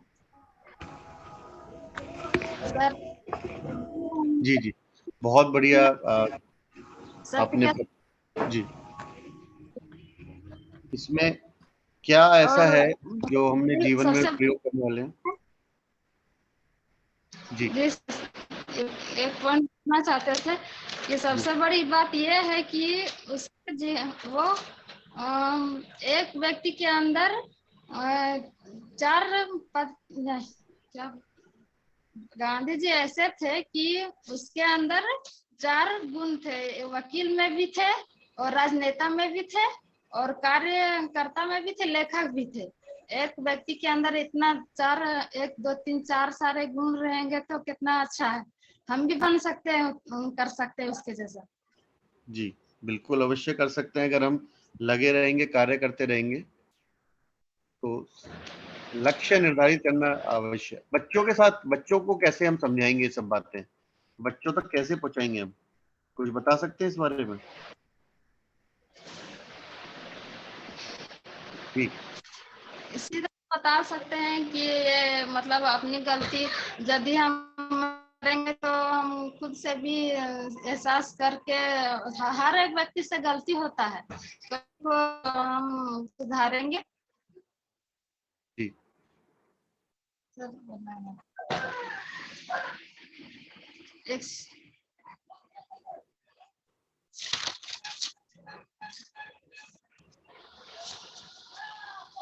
बहुत बढ़िया, बहुत अच्छे बसव तरीके सर से। बताएंगे कि हाँ जी, क्या सर? बोलिए बोलिए।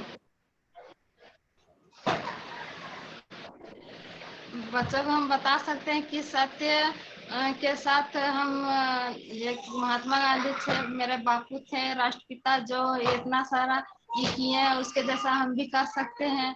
प्रयास करेंगे तो अच्छा ही होगा, और एक लक्ष्य प्राप्त करेंगे उसके जैसा। जी धन्यवाद सावित्री जी, बहुत बहुत बढ़िया। हम आगे बढ़ते हैं जी। अर्चना कुमारी जी ने भी हैंड रेज किया। जी अर्चना जी। मेरे पास तो बुक नहीं था, लेकिन नहीं कोई नहीं, आप बुक भी लाइए, आप पुस्तकें लाकर रखिए, और इच्छा शक्ति आवश्यक है। आपकी इच्छा थी कुछ प्रस्तुत करने की, आपने किया, ये भी बड़ी बात है। आज शुरुआत हो रही है आपकी। आप पुस्तकें भी लाइए, पुस्तकें रखिए, बच्चों के साथ भी साझा कीजिए पुस्तकें, और उनको पढ़ने के लिए प्रेरित करना है। हमारा अगला कार्य शिक्षक होने के नाते यही है कि बच्चों के अंदर पुस्तक पढ़ने की भावना विकसित करें, क्योंकि इस मोबाइल के जमाने में पुस्तकें कहीं छूटती जा रही हैं। पुस्तकें बच्चों के पास नहीं है आजकल, है ना। तो हमें क्या प्रयास करना है कि बच्चे पुस्तकों के साथ आगे बढ़ें। अपने स्कूलों में आप प्रयास कीजिए, विद्यालयों में प्रयास कीजिए कि लाइब्रेरी बने एक छोटी सी। उस लाइब्रेरी के माध्यम से बच्चों को पुस्तकें दी जाएं, और वो वापस ली जाए उनसे एक हफ्ते में, और उससे उससे उनसे पूछा जाए कि उसमें क्या सीखा आपने, है ना। उसमें आपने जीवन में कैसे आप उसको प्रयोग करोगे, इस सीख को। चाहे एक ही सीख हो छोटी सी, लेकिन एक ही सीख वो जीवन को बदल देती है। जैसे गांधी जी ने एक नाटक देखा, वो एक ही सीख मिली राजा हरिश्चंद्र से कि सत्य बोलना है जीवन पर्यंत। तो उन्होंने वो अपना लिया, और वो जीवन पर्यंत सत्य बोलते रहे। तो सत्यवादी, उन्होंने अहिंसावादी रहे।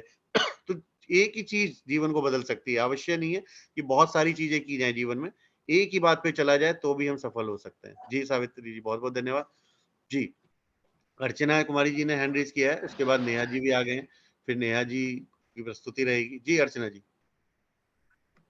सभी को जय जिनेन्द्र सर। जय जिनेन्द्र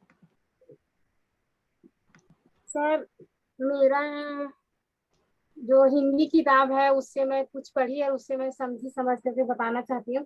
स्त्री शिक्षा की विरोधी कृतिकों का खंडन, जिनका लेखक है महावीर प्रसाद द्विवेदी जी। बड़ी शौक की बात है, आजकल भी ऐसे लोग विद्वान हैं जो स्त्रियों को पढ़ाना उनके और गृह सुख के नाश का कारण समझते हैं।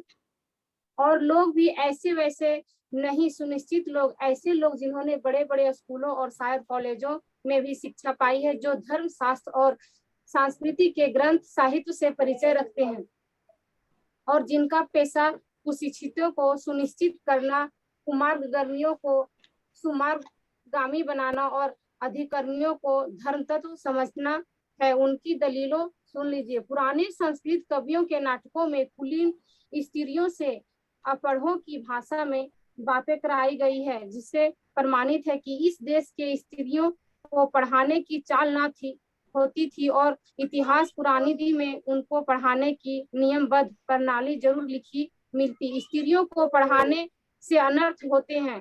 शकुंतला इतना कम पढ़ी थी कि गवारों की भाषा में मुश्किल से एक छोटा सा श्लोक वह लिख सकी थी। 30 पर भी उसकी इस इतनी कम शिक्षा ने भी अनर्थ कर डाला। शकुंतला ने जो कटु वाक्य दुष्यंत को कहे, वह इस पढ़ाई का ही दुष्परिणाम था। जिस भाषा से शकुंतला ने श्लोक रचा था वह अपढ़ों की भाषा थी। सर, मैं इससे ही बताना चाहती हूँ कि पहले के लोग स्त्री शिक्षा की विरोधी समझते थे, उन्हें पढ़ाना लिखाना नहीं चाहते थे, और अभी के समय में ना स्त्री समझते हैं ना पुरुष समझते हैं, सभी को एक समान अभी पढ़ाई या शिक्षा दिया जाता है। जी मगर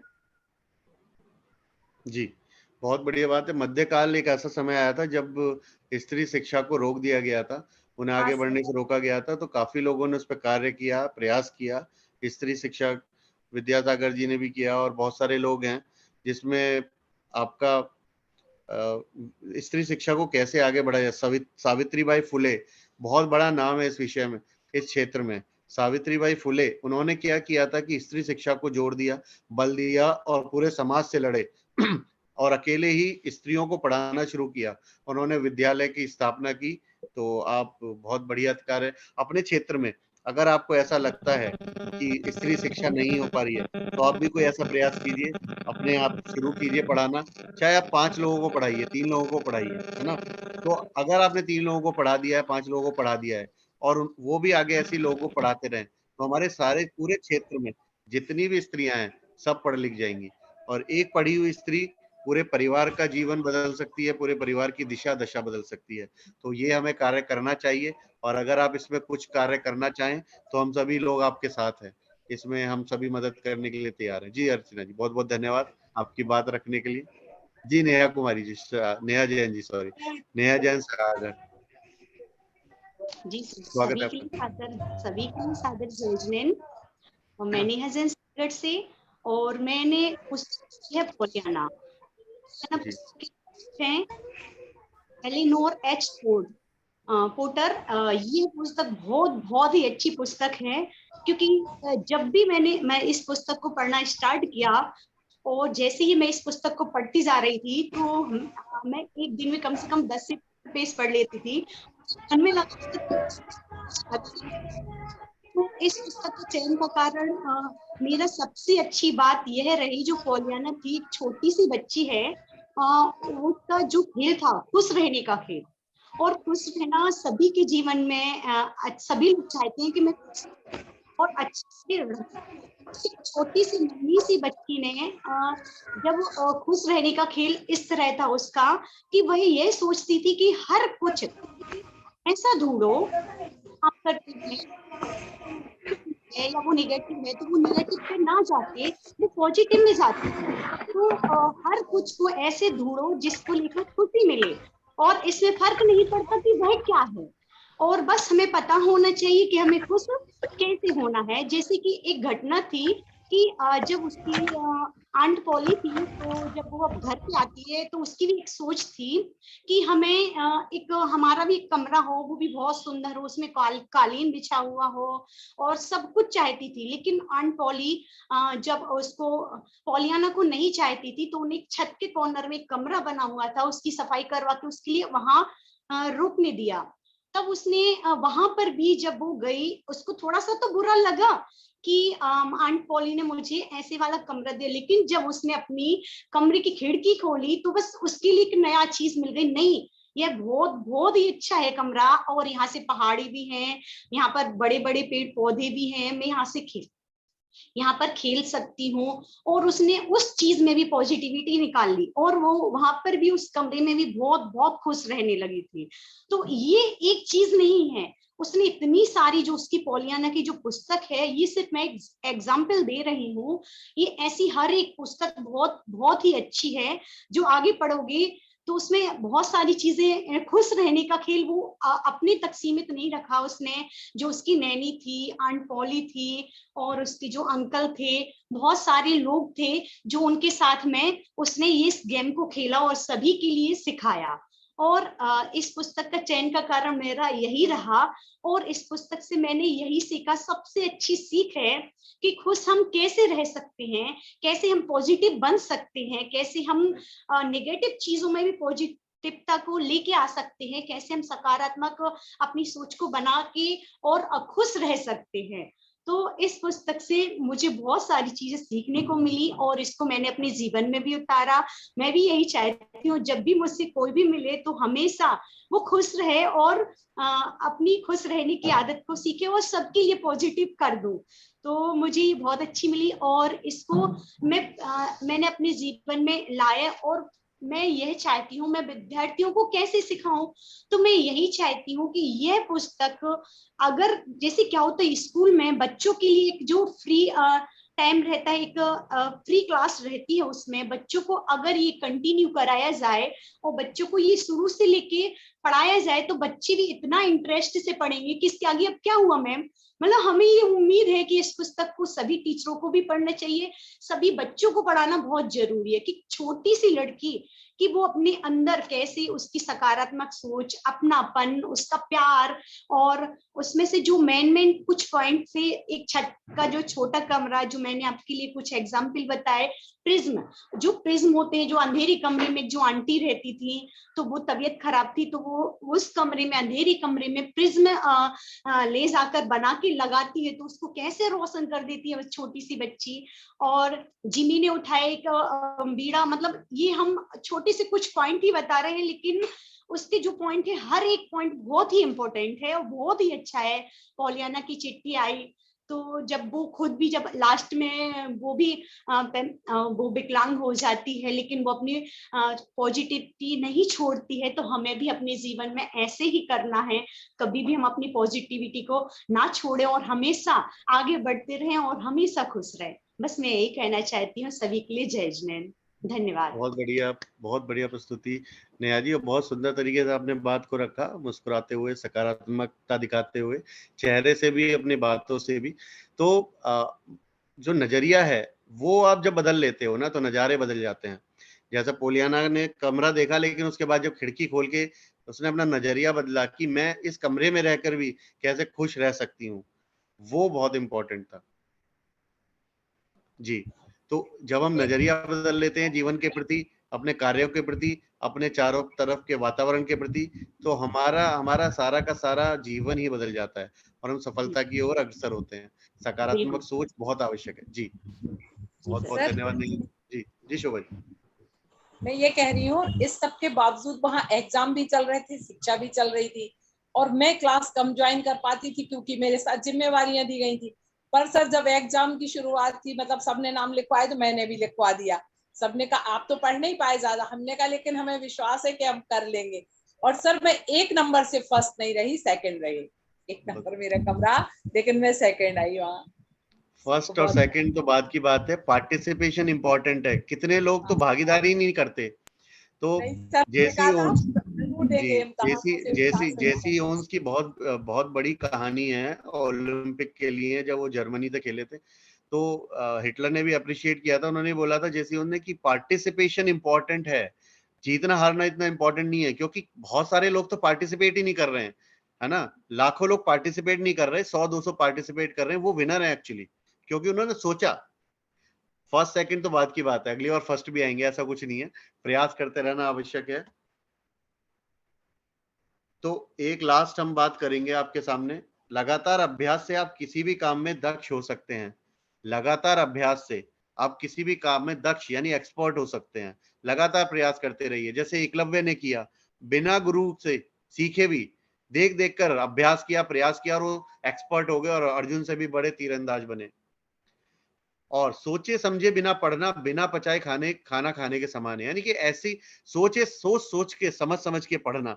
जैसे रक्षा जी ने भी बोला कि एक ही बार में पढ़ लेती बुक, लेकिन मैंने समझ के पढ़ा तो मुझे अच्छा लगा। तो सोच के पढ़ना कि हम पढ़ क्या रहे हैं, पहला कि पुस्तक का चयन करना, अच्छी पुस्तक का, और उसको समझ के पढ़ना, यानी उसको अपने जीवन में उतारना बहुत आवश्यक है। जब आपको विश्वास है कि यह सही है तो इसे ही कीजिए। आत्मविश्वास की बात कर रहे हैं और आपको बिलीफ है, आपको लगता है, जैसे अर्चना जी को लगा कि मुझे पुस्तक अच्छी लगी, मुझे बताना चाहिए, उन्होंने बताया, तो देखिए उन्होंने पार्टिसिपेशन किया, है ना। ऐसे सावित्री जी ने भी चाहे कहीं से भी पढ़कर लाए, लेकिन पढ़ के पार्टिसिपेशन किया। शोभा जी ने भी अपने मन की बात रखी। तो क्या हो रहा है कि हम जब प्रयास करते हैं, अभ्यास करते हैं, तो हम एक्सपर्ट हो जाते हैं और हमें लगता है कि ये सही है, तो फिर हमें करना चाहिए, फिर हमें रुकना नहीं चाहिए। तो इन्हीं बातों के साथ अपनी बातों को विराम देते हैं और इस सत्र का समापन करते हैं। इस प्रतियोगिता के विनर्स हम ग्रुप में साझा कर देंगे, इवेल्युएट करके। काफी सारे लोगों ने पार्टिसिपेशन किया है, थोड़ा समय लगेगा इस कार्य में। तो जी सजल जी, आपको मंच आपको देते हैं जी। जी सर, बहुत बहुत धन्यवाद। जैसा कि सर ने बताया सफलता का मूल मंत्र, और विकास जी ने भी बताया था कि सफलता और शिक्षा शिक्षा ये नहीं कि अपन कहीं पर भी जाकर शिक्षा ग्रहण कर सकते हैं। शिक्षा एक ऑनलाइन के माध्यम से भी ग्रहण कर सकते हैं और घर बैठे, क्योंकि आज की वर्तमान में ऐसी ऑनलाइन क्लासेस हो चुकी हैं कि आप अपन घर घर बैठे ही शिक्षा ग्रहण कर सकते हैं। और सर ने बताया सफलता सफलता प्राप्त करने के लिए पहले हमारी मन की इंद्रिया को बस में करना जरूरी है, क्योंकि जब अपन किसी भी लक्ष्य को निर्धारण करते हैं तो मन अपना इधर उधर विचलने लगता है।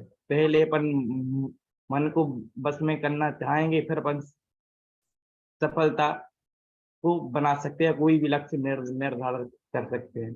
और हमारा समय भी हो चुका है और आप लोग जुड़े गोष्ठी में बहुत बहुत धन्यवाद। ऐसे ही सीखो सिखाओ श्रृंखला को आगे बढ़ाते रहिए। और हमारे श्रीमान दीपक सर का भी बहुत बहुत धन्यवाद कि इस गोष्ठी को ऊर्जावान और उत्साहकता बनाने के लिए जी।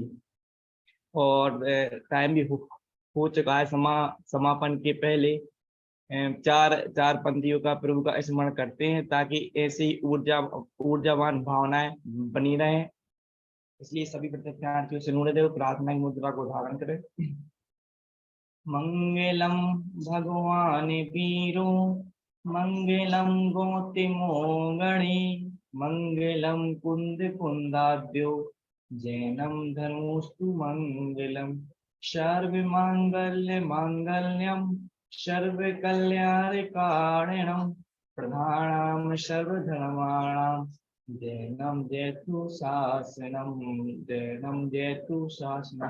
होली चिंतामणि पारसनाथ भगवान की जय। 24 तीर्थंकर भगवान की जय। सभी का बहुत बहुत धन्यवाद। धन्यवाद, शुभकामनाएं। आनंद उठाइए जीवन में और आगे बढ़ते रहिए, सीखते रहिए, सिखाते रहिए।